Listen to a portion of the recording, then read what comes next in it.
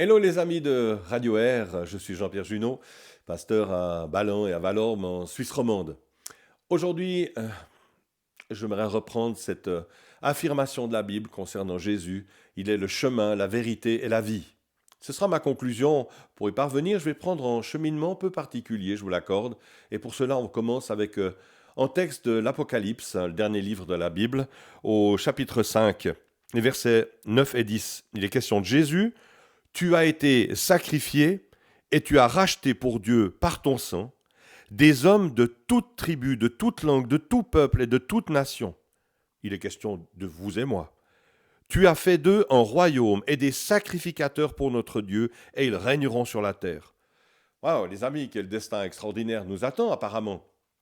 Il est question de nous, de royaume et de sacrificature. Qu'est-ce que ça veut dire? Bien, déjà, si on est fils et filles de Dieu, qui est le roi des rois, eh bien, nous sommes princes et princesses. Et là, évidemment, alors il est question de régner, effectivement. Mais il est aussi question, vous avez vu dans ce texte, de sacrificature, si vous préférez, de prêtrise. On est des prêtres. Qu'est-ce que faisaient les prêtres à l'origine? On les appelait justement sacrificateurs parce que l'homme étant pécheur, par définition, hélas, nous sommes tous pécheurs, dit la Bible, eh bien, il fallait expier ce péché d'une manière ou d'une autre, et il a été donné par le sang, vous avez vu, là, en l'occurrence à l'origine des animaux qui étaient versés pour nous. Donc ces sacrificateurs, eh bien, versaient le sang des animaux pour couvrir notre péché, notre sang, en guillemets, infecté par le péché mortel, et il était couvert par le sang des autres. Voilà pour cette expression d'être couvert par le sang. À l'origine, le sang a été donné non pas comme nourriture, si je prends la Genèse, vous savez, on pense qu'au début, les êtres humains avaient vocation d'être végétariens, et puis au chapitre 9, verset 3, tout ce qui se meut et qui a vie vous servira de nourriture. On a pu devenir carnivore. Je vous donne tout cela comme l'herbe verte, seulement vous ne mangerez point de chair avec son âme, avec son sang. Vous voyez, le sang avait une autre vocation que celle d'être de la nourriture, mais une fonction un petit peu expiatoire, enfin plus qu'un petit peu. On l'a vu dans le texte introductif, Jésus a racheté par son sang tous ces sacrificateurs, à savoir, encore une fois, toi et moi. Or donc, ce qui est intéressant, on va parler un peu de sang ce matin. Oui, je reviens peut-être par rapport à notre condition de confiné avec le coronavirus. Vous savez que tout le monde cherche un vaccin, hein, quelque chose qui nous guérit, qui nous protège. Eh bien, en quelque sorte, pour qu'on comprenne un peu le sacrifice par le sang, sinon ça fait un peu boucherie, euh, on l'a vu, le sang a une fonction expiatoire, c'est-à-dire que la vie, logiquement, elle est dans le sang. Et puis on voit que depuis Adam et Ève, dans la Bible, il y a une sorte d'explication comme quoi le péché est devenu un virus qui nous a infectés et qui nous rend mortels. La preuve, c'est que tout le monde meurt. La preuve, c'est qu'un enfant, quand il vient au monde, on n'a pas besoin de lui apprendre à pécher, il sait être égoïste ou jaloux. Bref. Et donc, il fallait que quelqu'un paye à notre place, puisqu'on en était incapable. Et Dieu a donné le sang des animaux qui, par définition, ne sont pas pécheurs, ils ne comprennent pas les commandements et donc les enfreignent d'autant moins. Seulement, pouvez seulement couvrir parce que pédagogiquement, un animal, justement, il n'a pas les mêmes tentations que nous. Alors, si vous me permettez, dans la même image, il ne peut pas produire les mêmes anticorps. C'est pour ça que Dieu, qui voulait nous sauver dans son amour, est venu en Jésus, physiquement parmi nous, avec le sang qui coule dans nos veines. Et la Bible dit qu'il a été tenté en toutes choses par rapport au péché et qu'il a résisté à la tentation. Et donc, il n'a pas péché. Donc, son sang contient tous les antidotes nécessaires à notre salut. C'est pour ça qu'on trouve souvent cette expression dans la Bible, on est sauvé par le sang du Christ. Et ce n'est pas seulement figuratif, puisque Jésus est vraiment venu au monde, il est vraiment mort sur cette croix, il a été immolé, disent certaines traductions, et il a versé son sang pour nous sauver, pour payer à notre place. Il est un peu ce vaccin qui purifie notre sang et nous permet d'être immortels. Alors ces sacrificateurs, on va lire un petit peu leur cheminement où ils ont été voilà, formés pour leur vocation. Et c'est très très solennel. Si je prends dans le livre de l'Exode au temps de Moïse, puis c'est le frère de Moïse, Aaron, le chapitre 29, les versets 20, c'est des textes un peu bruts pour nous aujourd'hui. qui sommes dans la Nouvelle Alliance, dans l'Évangile, dans la grâce.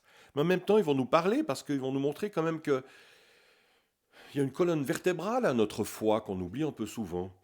Hélas, alors, verset 20, tu égorgeras le bélier, tu prendras de son sang et tu en mettras, notez bien, sur le lobe de l'oreille droite d'Aaron, sur le lobe de l'oreille droite de ses fils, sur le pouce de leur main droite et sur le gros orteil de leur pied droit. Tu répandras le sang sur l'autel tout autour.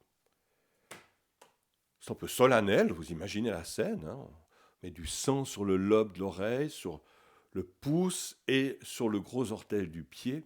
Bien sûr qu'il y a toutes sortes de symboliques là-dedans sur lesquelles je reviendrai. Mais c'est vrai que c'est solennel et je crois que c'était nécessaire aussi de frapper les esprits avec tout ce cérémonial pour montrer que c'est important, c'est pas rien de servir Dieu et que tout notre être devait être à son service. Mais là encore, j'anticipe.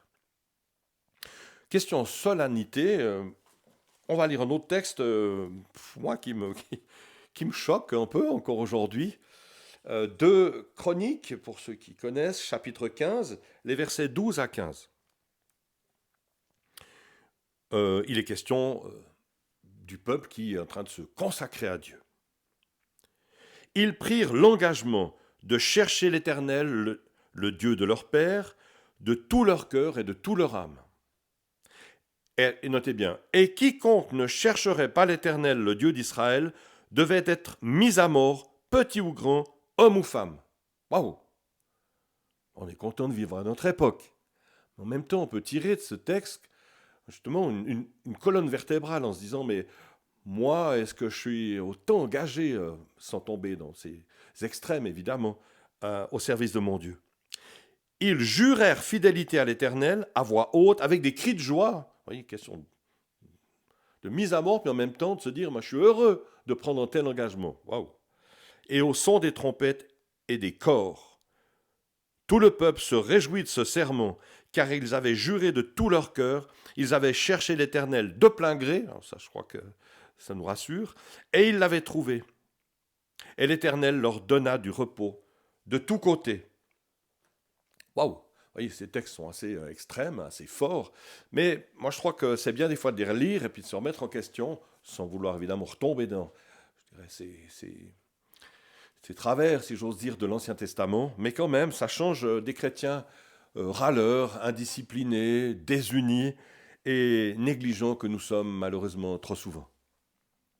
Revenons à Aaron, pour rappeler, le sang sur l'oreille, sur le pouce, on peut parler de la main évidemment, et sur le pied, le gros orteil du pied. Alors, ça nous montre que Dieu est saint. Et il montre par là que ceux qui le suivent doivent l'être aussi, dans tout leur être, dans leur tête, dans l'action et dans la marche, l'orientation. Pour la purification dans lépreux à l'époque, nous retrouvons cette symbolique, on va la voir même doublée. C'est un texte assez fort, parce que la lèpre a toujours été dans la Bible une figure du péché qui nous marque, qui nous ronge et qui nous isole de la société. Alors on a un texte très fort dans Lévitique, au chapitre 14. On va le lire ensemble, avec les versets 14 à 17. Lévitique 14, 14 à 17, à propos donc de la purification d'un lépreux. Le sacrificateur prendra du sang de la victime, de l'animal sacrifié, il en mettra sur le lobe de l'oreille droite, du sang de celui qui se purifie, sur le pouce de sa main droite et sur le gros orteil de son pied droit. Vous voyez, on trouve la même symbolique pour les sacrificateurs que pour le lépreux. C'est bien sûr une image du pécheur qui est racheté par le sang du Christ pour nous aujourd'hui, dans la traduction. On continue, le sacrificateur prendra de l'huile, il en versera dans le creux de sa main gauche, et de sa main gauche, le sacrificateur trempera le doigt de sa main droite dans l'huile qui est dans le creux de sa main gauche, Et il fera avec le doigt 7 fois l'aspersion de l'huile devant l'Éternel. Le sacrificateur mettra de l'huile qui lui reste dans la main sur le lobe de l'oreille droite, où il y avait déjà le sang, on rajoute de l'huile, sur le pouce de sa main droite et sur le gros orteil de son pied droit, par-dessus le sang de la victime expiatoire. Le sacrificateur, on va s'arrêter là, le texte est déjà assez compliqué et ardu comme ça, mais vous voyez, c'est intéressant. Donc pour le lépreux, il y a une double onction, celle de la purification par le sang et ensuite par l'huile. Et nous trouvons là pour nous, pécheurs, rachetés par le sang de Christ, une double bénédiction. On a en Jésus qui est sauveur, il a versé son sang pour nous, mais on a aussi en Jésus qui est Seigneur. Et là apparaît l'huile qui figure le Saint-Esprit. Dans l'Ancien Testament, quand on intronisait en roi ou en prophète au ministère, on loignait d'huile, on versait de l'huile sur sa tête qui se répandait comme ça le long de son corps pour donner une sorte de... On va le sanctifier. Et pour le chrétien, eh bien, Jésus est notre sauveur, bien sûr, il a versé son sang, mais voilà, on est fils du roi des rois, on est prince et princesse, on a cette onction d'huile, le Saint-Esprit, qui vient nous couvrir. Oui, Jésus est notre sauveur, mais Jésus est notre Seigneur également. Alors, si on prend maintenant ces 3 éléments, eh bien, on verra que Dieu veut purifier et bénir notre oreille, le lobe. C'est donc aussi notre écoute afin que nous puissions l'écouter en toutes circonstances, lui, et être guéris d'écouter les ragots, les méchancetés, les on-dit de toutes sortes, ou les doutes même que l'adversaire pourrait nous donner. Pour ceux qui connaissent, quand Israël a voulu conquérir le pays promis, ils ont envoyé 10 espions, 8 ont fait en rapport négatif. Seuls 2 ont dit, mais on va y aller avec Dieu, tout est possible. Et le peuple a plutôt écouté les rapports négatifs. On pense à Ève aussi, qui va plutôt écouter le serpent que ce que lui avait dit Adam à propos des commandements de Dieu. Alors nous voulons aussi avoir cette oreille purifiée pour mieux entendre la voix du Saint-Esprit, nous conduire et nous parler. Dans le prophète Ésaïe, au chapitre 50, verset 4, il est question que Dieu donne une oreille de disciple dès le matin. Et c'est ma prière pour chacun de nous. C'est que Dieu purifie nos oreilles, notre écoute, pour que nous puissions discerner sa parole, ses commandements, faire la part des choses entre les fake news du diable et les bonnes nouvelles de l'évangile du Christ. Deuxièmement, on l'a vu, Dieu veut bénir notre pouce, nos mains, c'est-à-dire notre action, afin que tout ce que nous accomplissions soit honorant pour Dieu, que ce soit de manière personnelle, professionnelle, familiale. Ces mains, c'est les mains de Dieu. Notre corps est le temple du Saint-Esprit. Nous avons été rachetés, encore une fois, et tout ce que nous avons, bien, nous voulons que ça soit utile à Dieu, particulièrement, bien sûr, nos mains et nos actions. Qu'est-ce qu'on fait de nos mains, nos actions? Est-ce que nous travaillons à la gloire de Dieu avec elles? Vous savez, dans l'ancien temps, au temps des Romains par exemple, dans les arènes, vous connaissez cette tradition à propos du pouce. Si on le mettait comme ça, eh bien on mettait à mort le gladiateur. Et si on levait, c'était pour la vie. Alors avec ce que nous avons lu tout à l'heure, on pourrait dire que le pouce baissé, c'est le diable qui nous accuse, en disant mais non, mais il est pécheur, il a encore menti ce matin, ou je ne sais pas quoi. Et puis il y a le pouce levé de celui qui a payé pour nous. C'est le Christ qui intercède pour nous. Pouce baissé à la mort, Jésus pour la vie. Alors, soyons actifs à son service. Je crois que l'action au service de Dieu, c'est une logique de réaction à son salut. C'est ce que nous dit Jacques de son épître, de manière assez tranchante aussi. Pourtant, on est dans le Nouveau Testament, là.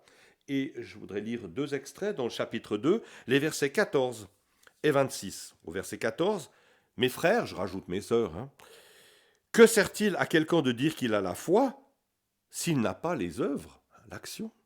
Cette foi peut-elle le sauver ?» C'est un point d'interrogation qui fait froid dans le dos. Et au verset 26, « Comme le corps sans esprit est mort, de même la foi sans les œuvres est morte. » Oui, Jésus est notre Sauveur, mais Jésus est notre Seigneur. Et nous voulons le servir.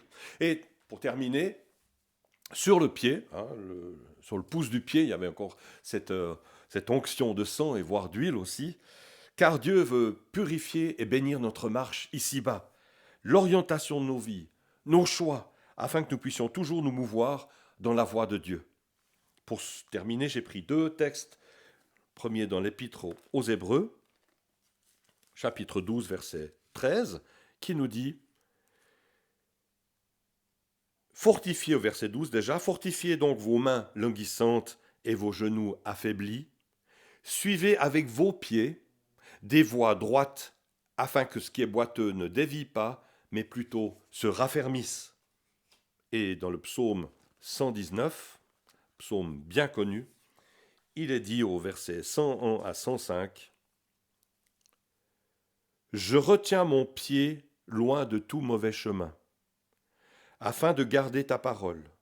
Je ne m'écarte pas de tes lois, car c'est toi qui m'enseignes. Que tes paroles sont douces à mon palais, plus que le miel à ma bouche. Par tes ordonnances, je deviens intelligent, aussi je hais toute voie de mensonge. Ta parole est une lampe à mes pieds et une lumière sur mon sentier. » Ta parole est une lampe à mes pieds et une lumière sur mon sentier. J'en arrive à ma conclusion. Ce sentier, c'est le chemin. Jésus est le chemin, la vérité et la vie. Alors j'aimerais en conclusion encore remercier notre Dieu Jésus. Merci pour ce chemin de vérité qui conduit à la vie éternelle. À bon entendeur, salut.